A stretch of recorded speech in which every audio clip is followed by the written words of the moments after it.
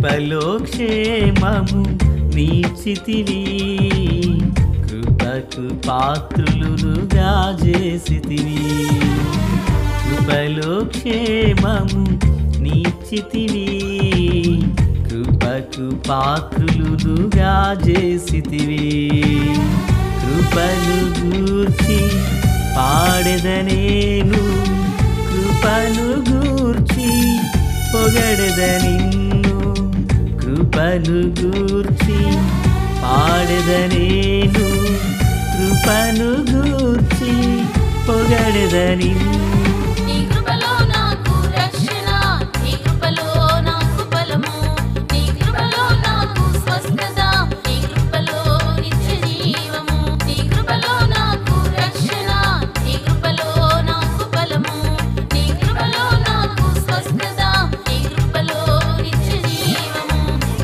కృపలో క్షేమము నీచితివి, కృపకు పాత్రులుగా చేసితివి. మన ప్రభు అయినటువంటి యేసుక్రీస్తు వారి పరిశుద్ధమైన నామములో తండ్రి అయిన దేవాది దేవునికి నిత్యము స్తుతియు స్తోత్రములు, మహిమయు ఘనతయు ప్రభావములు యుగయుగములు ప్రభువునకే చెల్లునుగాక. ఆత్మీయులారా, బాగున్నారు కదూ? మరోసారి మనం ఇలాగున కలిసి దేవుని దైవ వాక్యమును ధ్యానం చేటకు గాను మహాదేవుడు మనకు చూపిన ఈ మంచి తరుణమునకై మనం ప్రభుని ఎంతగానో స్తుతించే బద్ధులమునై ఉన్నాం. దయగలిగిన ఆయన ఆత్మచేత సమభూమి గల దేశమున ప్రభువు మనలను నడిపించునుగాక. ఆమేన్. నేటి దిన వాక్యం కొరకైన భాగం నిర్గమాకాండం 17వ అధ్యాయం 4వ వచనం. అప్పుడు మోషే యెహోవాకు మొరపెట్టుచు, ఈ ప్రజలను నేనేమి చేయుదును? కొంతసేపటికి నన్ను రాళ్లతో కొట్టి చంపుదురనెను. ప్రార్థన. మహాపరిశుద్ధుడా, ప్రేమగల తండ్రి, కృపగల దేవా, స్తోత్రం. చదవబడిన వాక్యం మీది, వినుచున్నవారు మీ వారు. మీ దాసుడనైన నన్ను పూర్ణముగా మరుగు చేసి దైవస్వరమును వినిపింపచేయండి.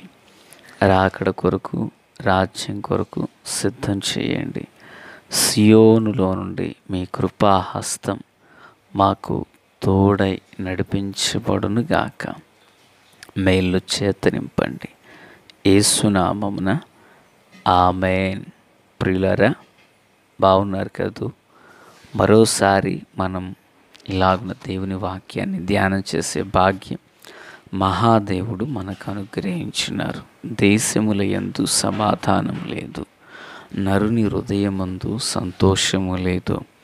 ప్రియులారా, అక్షయమైన దేవుని సేవించుటకు గాను క్షయమైపోతున్న లోకంలో మనం జీవిస్తున్నాం. తప్పక ప్రార్థించవలసిన భారం మన మీద ఎంతైనా ఉంది. సంతోషం. ఇక్కడ చదివిన వాక్య భాగంలో మోషే మొర్రపెట్టుచున్నాడు అని విన్నాం. ఎందుకు మొర్రపెట్టుచున్నాడు? కొంతసేపు ఆగితే ఇశ్రాయేలు ప్రజలంట రాళ్లతో కొట్టి చంపడానికి సిద్ధమయ్యారు. ఏం జరిగింది అని వాక్యాన్ని ధ్యానించినట్లయితే, ఇశ్రాయేలీలు వారు రెఫీదీము అరణ్యానికి వచ్చారు.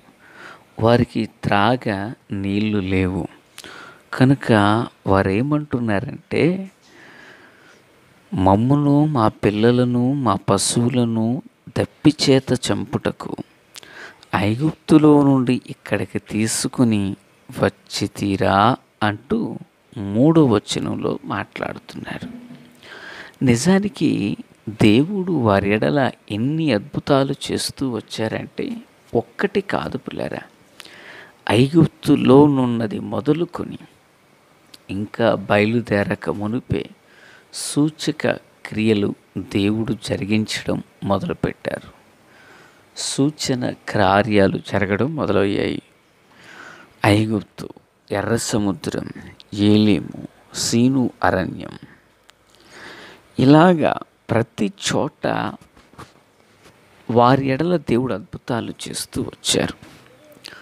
మరి ఇక్కడ నీళ్లు లేని సమయంలో వారు ఏం చేయాలంటే మోషేతో విన్నవించి, దేవుడు మా పక్షాన ఏదైనా అద్భుతం చేయనట్లుగా ప్రార్థించండి అయ్యా అని కోరితే సరిపోనేమో. అయితే వీళ్ళు ఏం చేస్తున్నారంటే దేవుని కార్యాలను మర్చిపోయి మిక్కటమైన ప్రేమకు బదులుగా మిక్కటమైన కోపాన్ని తెచ్చుకుంటున్నారు. వీళ్ళు తెచ్చుకుని ఇక మోషేను సైతం చంపేయాలి అంటే వారి కోపం ఎంతగా హెచ్చైతే చంపాలన్న ఆలోచన వస్తుందో చూడండి. పిల్లరా, వింటున్నారా? వారిపైన ఉన్న నాయకుడిని చంపాలి అనే తలంపు వారిలో కలిగిందంటే వారికి ఎంత కోపం వస్తే ఈ పని చేస్తుంటారు. ఎంత కోపం వస్తే వాళ్ళు ఈ పనికి దిగారు. మామూలుగా కాదు వారి కోపం, తీవ్రమైన కోపం. బైబిల్ గ్రంథంలో చాలామంది కోపగించుకున్న వాళ్ళు ఉన్నారు. కానీ కోపంతో చంపేయాలన్న ఆలోచన కొందరిలో ఉంది. ఆ కొందరిలో ఇశ్రాయేలు గుంపు ఒకరు. ఆత్మీయులారా, మరి ఒక కోపం మనుషుని నరహంతకులుగా చేసేటట్లుగా చేస్తుందన్న సంగతి మనం మర్చిపోకూడదు. ఓ కవి తన కోపం తనకు శత్రువు అన్నాడు. బైబిల్ గ్రంథంలో మహాదేవుడు కోపం సాయంకాలానికల్లా నువ్వు దాన్ని విడిచిపెట్టాలి అని చెప్పారు. ఆ కోపం ఎంత తీవ్రమైనదో, ఎంత భయంకరమైనదో మనం గుర్తెరగాలి. అయితే అలాంటి సమయంలో ఇప్పుడు రాళ్లతో కొట్టి చంపేద్దాం అనుకుని వారు తలంచినప్పుడు, అలాంటి సమయంలో భక్తుడు ఏం చేశాడో చూడండి. యెహోవాకు మొర్రపెట్టుచు. బా, ఎంత గొప్ప మాట అండి! ఎంత గొప్ప మాట! యెహోవాకు మొర్రపెట్టుచు. ఎప్పుడు? సమస్తము సవ్యంగా జరిగినప్పుడా? కాదు. అన్నీ అనుకూలంగా నడిపించబడుతున్నప్పుడా? నువ్వు మంచి నాయకుడు అంటూ పొగడ్తలతో ముంచెత్తినప్పుడా? అయ్యా, నీ నాయకత్వం అభినందనీయము అంటూ పొగిడినప్పుడా? లేదు. ప్రాణపాయకరమైన పరిస్థితుల నడుమ ఈ భక్తుడు ప్రార్థిస్తున్నాడు. దేవునికి స్తోత్రం.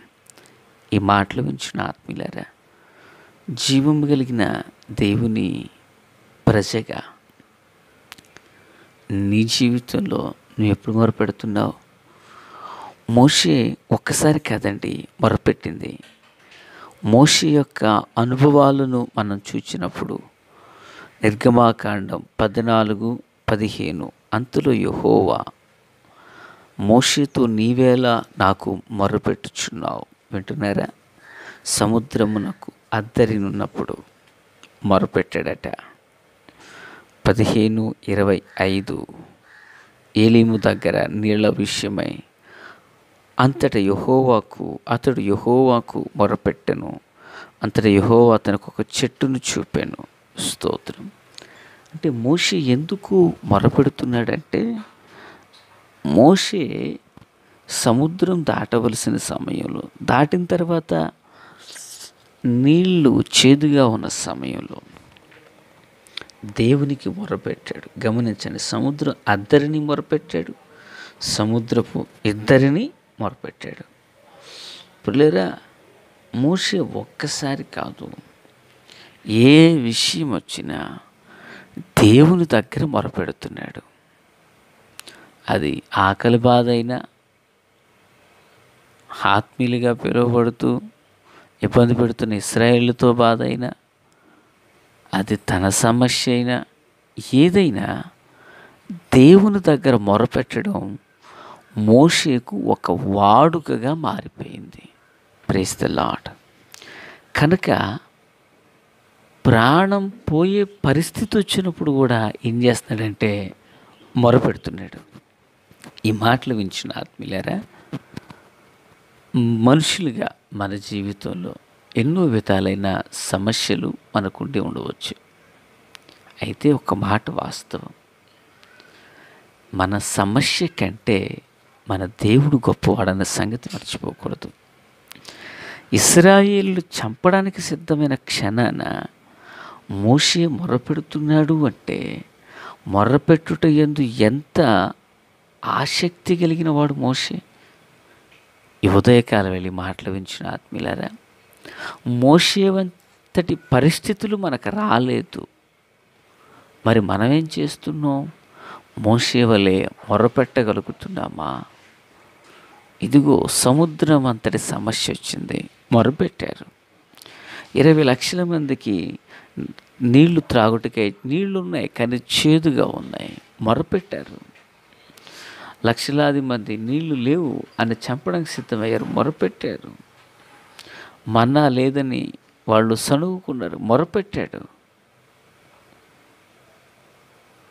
ప్రతి విషయం ముందు మొరపెట్టడం, అద్భుతాలు చూడడం, మొరపెట్టడం, అద్భుతాలు చూడడం, మొరపెట్టడం, దేవుని ద్వారా సమాధానం. ప్రియులారా, ఒక మోషే మొరపెట్టి అద్భుతాలు చూడగలిగితే ఈరోజు మనం కూడా అద్భుతాలు చూడగలం. మనం కూడా అద్భుతాలు చూడగలం. ఎలా? మొరపెట్టుట ద్వారా. అంటే ఎవరి జీవితంలో అయితే మొరపెట్టి ప్రార్థించే అలవాటు ఉంటుందో వారు అద్భుతాలు చూడబోతున్నారు. నా విశ్వాసం, ఈ మాటలు వినిచిన నీవు కూడా అద్భుతాన్ని చూడబోతున్నావు. ప్రార్థన. మహాపరిశుద్ధుడా దేవా స్తోత్రం, మీ దీవెన ఆశీర్వాదం దయచేసి మేలు చేత నింపి నడిపించండి. వాక్యోపదేశం చేత నింపారు. వాక్యపు సారాన్ని కలిగి ఆచరణాత్మకమైన జీవితం నాకు, మాకు అందరికీ దయచేయండి. యేసు నామమున ఆమేన్. Praise the lord.